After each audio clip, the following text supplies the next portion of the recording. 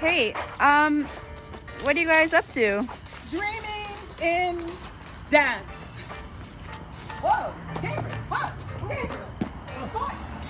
See, this is why we can't have nice things.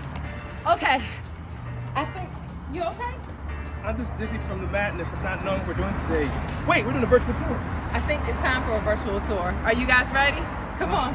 What are we doing on today? Dreaming in dance. Oh, wow. Here we go. This is interesting. All right.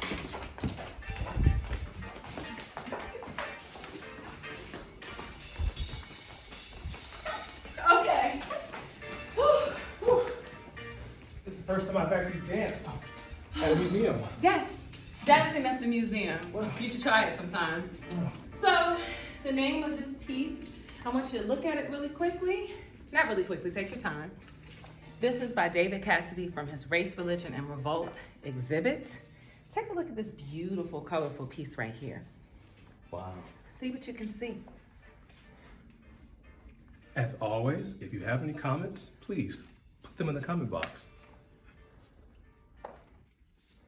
Okay, well, this piece is called I Dream and Dance. And David Cassidy told us that he was inspired to create this piece after learning about famous African-American dancer Misty Copeland and thinking about all that she went through to become a lead dancer in the ballet companies, and how all Black dancers actually who've tried to make it up into ballet companies and many other types of dance have had to break in and break barriers. So here we have these beautiful girls of all different skin tones, and they are all ballerinas, all dancers, and they are, we're gonna look at their gaze.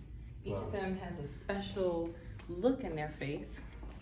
David Cassidy is using cubism once again, and he chose a very interesting color palette, lots of greens and blues to focus on the dancers. If you look close though, you will see all of these ballet dancers are dreaming of dance, of what they can become. Look closer so you can see if you can find the dancers who are doing traditional ballet moves, pirouettes, first position, second position, rondagens, all these different dance moves.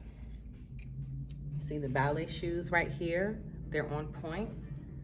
And we've got a dancer right here. And you see this one right here. Now, David Cassidy uses this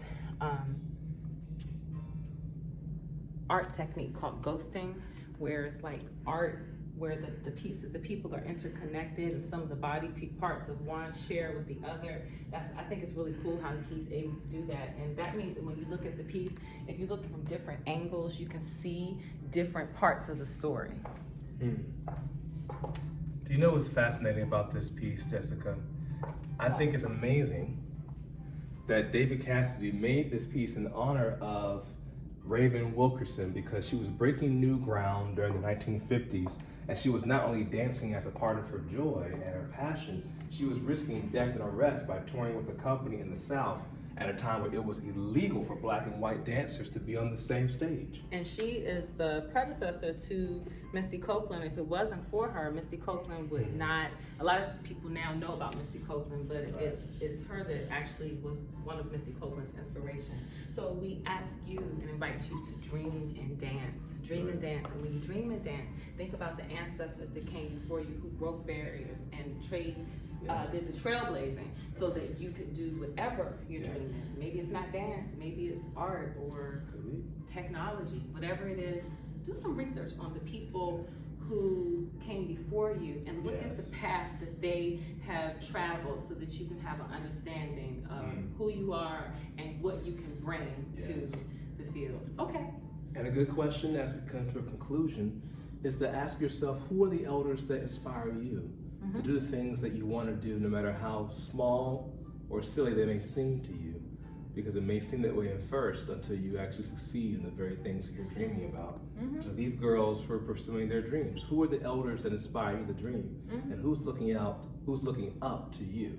And I think David Cassidy wanted Black girls of all colors to know that they have a space in dance, and you have, Black people have a space always in any field or any profession. Yes.